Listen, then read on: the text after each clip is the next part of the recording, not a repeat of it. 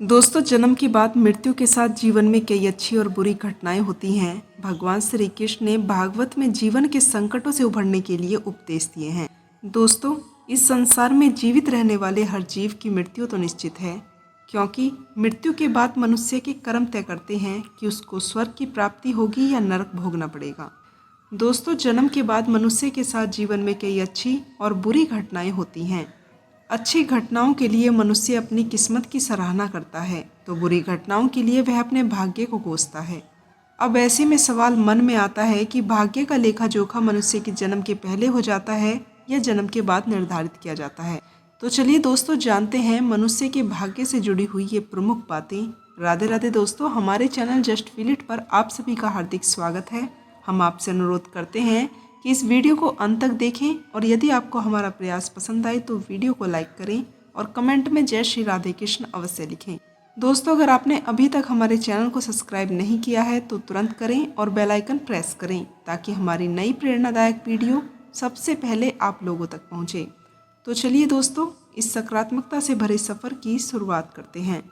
दोस्तों, भगवान श्री कृष्ण ने बताया है कि किसी भी मनुष्य के भाग्य की 5 चीज़ें माँ के गर्भ में ही तय हो जाती हैं, जिसे कोई बदल नहीं सकता। किसी भी जीव की आयु, कर्म, धन, संपत्ति, विद्या और मौन, ये 5 चीज़ें उसके भाग्य में उसी समय लिख जाती हैं जब वो अपनी माँ के गर्भ में होता है।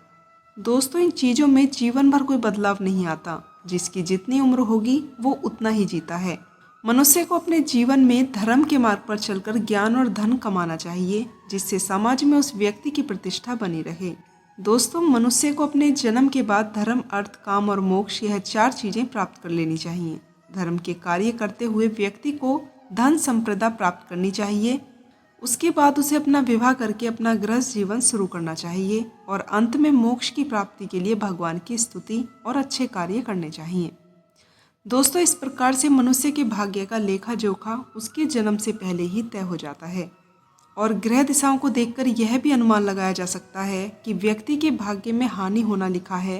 तो दोस्तों, इस प्रकार की परिस्थितियां अपने आप निर्मित हो जाती हैं, जिससे व्यक्ति चाहकर भी समझ नहीं पाता। दोस्तों, तुलसीदास जी कहते हैं, दोस्तों, शुभ या अशुभ जो भी घटना व्यक्ति के साथ घटित होनी लिखी होती है, उसी के अनुसार परिस्थितियां बनती चली जाती हैं। कोई भी घटना घटित होने से पहले उसी प्रकार के लोग घटना को अंजाम देने के लिए जाने अनजाने में जुड़ जाते हैं।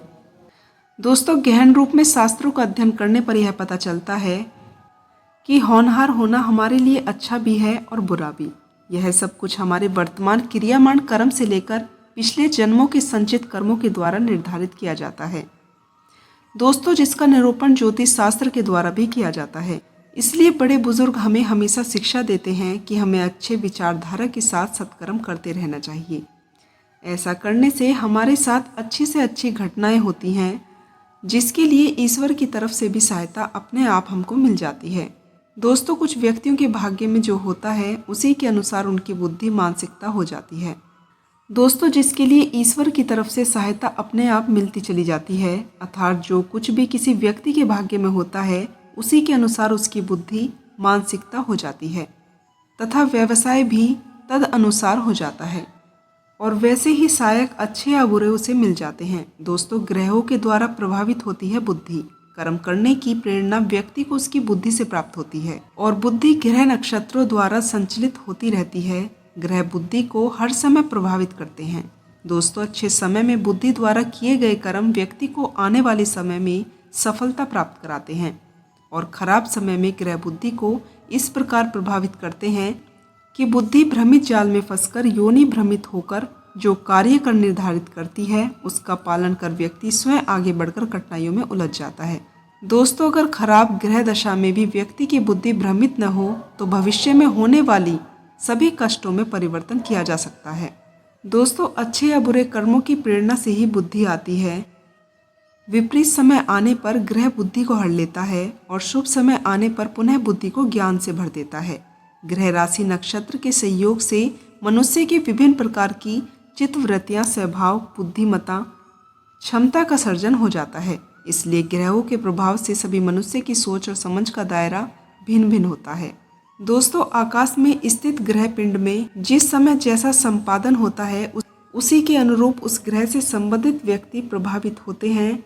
ग्रह बदलने से उसकी तरंगे प्रत्येक मानव मानसिक में उत्पन्न विचारों को बदल देती है, जिससे भविष्य की क्रियाएं बदल जाती हैं। दोस्तों, गरुड़ पुराण के मुताबिक कलयुग में मनुष्य की आयु 100 वर्ष निर्धारित है, लेकिन आजकल देखने को मिल जाता है कि अधिकतर लोग कम उम्र में ही मृत्यु को प्राप्त हो जाते हैं। इसके बारे में गरुड़ पुराण क्या कहता है? दोस्तों, वर्ण के हिसाब से जो गलत कर्म करता है वह अकाल मृत्यु को प्राप्त हो जाता है। गरुड़ पुराण में स्पष्ट बताया गया है कि ब्राह्मण, क्षत्रिय, वैश्य और शूद्र की अकाल मृत्यु क्यों हो जाती है।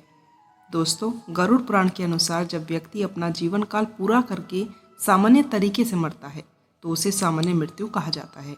वहीं दुर्घटना, बीमारी, हत्या, हादसे आदि के कारण होने वाली मृत्यु को अकाल मृत्यु कहा जाता है। दोस्तों, गरुड़ पुराण में अकाल मृत्यु से जुड़े हुए कई रहस्य बताए गए हैं, जैसे अकाल मृत्यु क्यों होती है, इसके पीछे क्या कारण होता है। साथ ही अकाल मृत्यु के बाद आत्मा को कर्म के आधार पर स्वर्ग या नरक भोगना पड़ता है, ये भी बताया गया है। दोस्तों, गरुड़ पुराण में भगवान विष्णु पक्षीराज गरुड़ से कहते हैं कि विधाता द्वारा निश्चित की गई आयु के बाद मृत्यु प्राणी के पास आती है और शीघ्र ही उसे लेकर यहाँ यानी मृत्युलोक से लेकर चली जाती है। दोस्तों, वेदों में बताया गया है कि कलयुग में मनुष्य 100 वर्ष तक जीवित रहता है, किंतु जो व्यक्ति नंदित कर्म करते हैं, जो वेदों का ज्ञान न होने के कारण वंश परंपरा के सदाचार का पालन नहीं करते, जो आलस्य कर्म का परित्याग नहीं करते, जो सदैव गलत कर्म का सम्मान करते हैं, जो जिस किसी के घर में भोजन कर लेते हैं और जो परिस्त्री के साथ अनुरक्त रहते हैं, इस प्रकार के सभी महादोषों से परिपूर्ण मनुष्य की आयु क्षीण हो जाती है। दोस्तों, श्राद्धहीन, अपवित्र, नास्तिक, मंगल का त्याग करने वाले असत्यवादी ब्राह्मण को मृत्यु अकाल से ही यमलोक ले जाया जाता है। प्रजा की रक्षा न करने वाला अधर्मी, मूर्ख और वेदानुसार से पृथक और प्रजा को पीड़ित करने वाले क्षत्रिय को ही यम का शासन प्राप्त हो जाता है। ऐसे द्रोही ब्राह्मण और क्षत्रिय मृत्यु के वशीभूत हो जाते हैं और यत यातनाओं को प्राप्त करते हैं। दोस्तों, अपने कर्मों का परित्याग तथा जितने मुख आचरण हैं उनका परित्याग करता है और दूसरों के कर्म में निहित रहता है, वह निश्चित ही यमलोक जाता है। जो शूद्र दुष्सेवा के द्वारा अन्य कर्म करता है वह भी यमलोक जाता है। दोस्तों, गरुड़ पुराण में कहा गया है कि किसी भी मनुष्य की अकाल मृत्यु होती है तो वह महापाप का भागी बन जाता है। ऐसा माना जाता है कि ऐसी आत्माओं को जीवन चक्र पूरा नहीं करने के कारण स्वर्ग या नरक में स्थान नहीं मिलता। यदि किसी मनुष्य की अकाल मृत्यु होती है तो उसकी आत्मा भूत प्रेत पिशाच योनि में भटकती रहती है। वहीं यदि कोई शादीशुदा स्त्री अकाल मृत्यु को प्राप्त होती है तो उसकी आत्मा चुड़ैल योनि में भटकती रहती है, जबकि कुंवारी स्त्री अकाल मृत्यु होने के बाद देवी योनि को प्राप्त हो जाती है। दोस्तों, गरुड़ पुराण के मुताबिक कलयुग में मनुष्य की आयु 100 वर्ष निर्धारित है, लेकिन आजकल देखने को मिल जाता है कि अधिकतर लोग कम उम्र में ही मृत्यु को प्राप्त हो जाते हैं। इसके बारे में गरुड़ पुराण क्या कहता है? दोस्तों, वर्ण के हिसाब से जो गलत कर्म करता है वह अकाल मृत्यु को प्राप्त हो जाता है। गरुड़ पुराण में स्पष्ट बताया गया है कि ब्राह्मण, क्षत्रिय, वैश्य और शूद्र की अकाल मृत्यु क्यों हो जाती है। दोस्तों, गरुड़ पुराण के अनुसार जब व्यक्ति अपना जीवन काल पूरा करके सामान्य तरीके से मरता है तो उसे सामान्य मृत्यु कहा जाता है। वहीं दुर्घटना, बीमारी, हत्या, हादसे आदि के कारण होने वाली मृत्यु को अकाल मृत्यु कहा जाता है।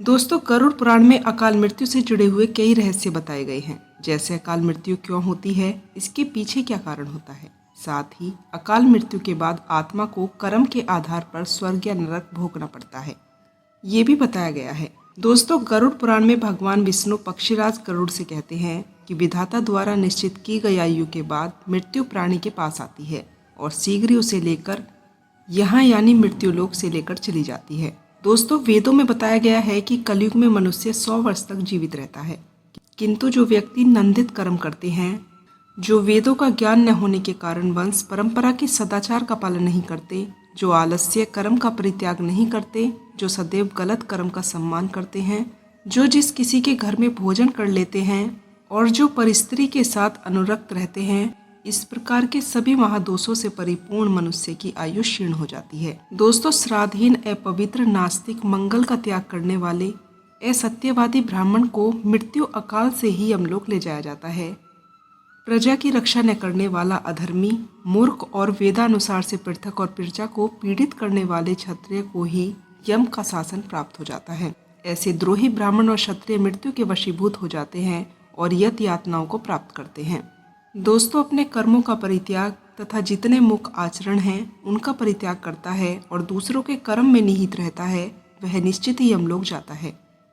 जो शूद्र दुष्ट सेवा के द्वारा अन्य कर्म करता है वह भी यमलोक जाता है। दोस्तों, गरुड़ पुराण में कहा गया है कि किसी भी मनुष्य की अकाल मृत्यु होती है तो वह महापाप का भागी बन जाता है।